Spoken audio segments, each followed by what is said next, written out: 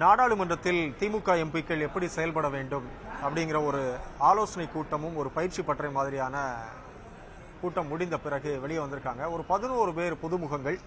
அது நம்மளோட இப்போ இருக்கக்கூடியவங்க 2 பேர் புதுமுகம். ஏற்கனவே நன்கு இப்போதை பரிச்சயமானவர் பெரம்பலூர் தொகுதியினுடைய வேட்பாளர் திரு அருண், அமைச்சர் நேருவினுடைய மகன்.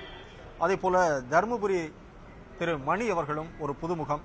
ஒரு 11 பேர் புதுமுகமாக இருந்தாலும் கூட இவங்களுடைய அனுபவம் எப்படி இருக்கும், நாடாளுமன்றத்தில் ஒரு புதிய வரவாக இருக்க போறாங்க அப்படிங்கிற பட்சத்தில் வாழ்த்துக்கள் சார்.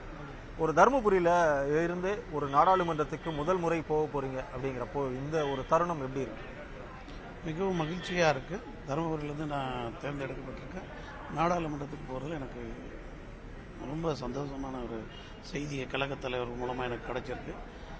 நிச்சயம் என் மீது நம்பிக்கை வைத்து என்னை தேர்ந்தெடுக்கப்பட்டிருக்கிற மக்களுடைய கோரிக்கைகள் அனைத்தையும் நிறைவேற்றும் வகையில் என்னுடைய பணி சிறப்பாக இருக்கும்.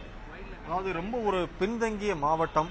இந்த மாவட்டம், இந்த தொகுதியினுடைய பிரச்சனைகள் அப்படின்னா நிறைய இருக்கு. இது எல்லாமே உங்களால் தீர்த்து வைக்க முடியுங்கிற நம்பிக்கை இருக்கா?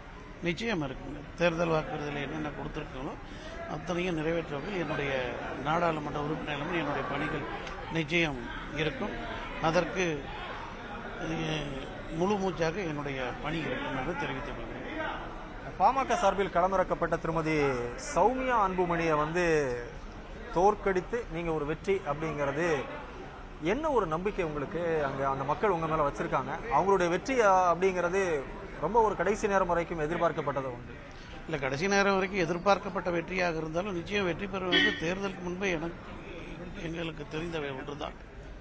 இருந்த போதிலும் அவர்கள் வெற்றி பெறுவோம் என்ற ஒரு நம்பிக்கையில் அவர்கள் இருந்தால், பட் அது அவர்கள் வைத்திருக்கிற நம்பிக்கை அது. நிச்சயம் கழகத் தலைவர்களுடைய மகத்தான சாதனைக்கு கிடைத்த மாபெரும் வெற்றி. தருமபுரி நாடாளுமன்ற உறுப்பினராக நான் தேர்ந்தெடுக்கப்பட்டிருப்பது.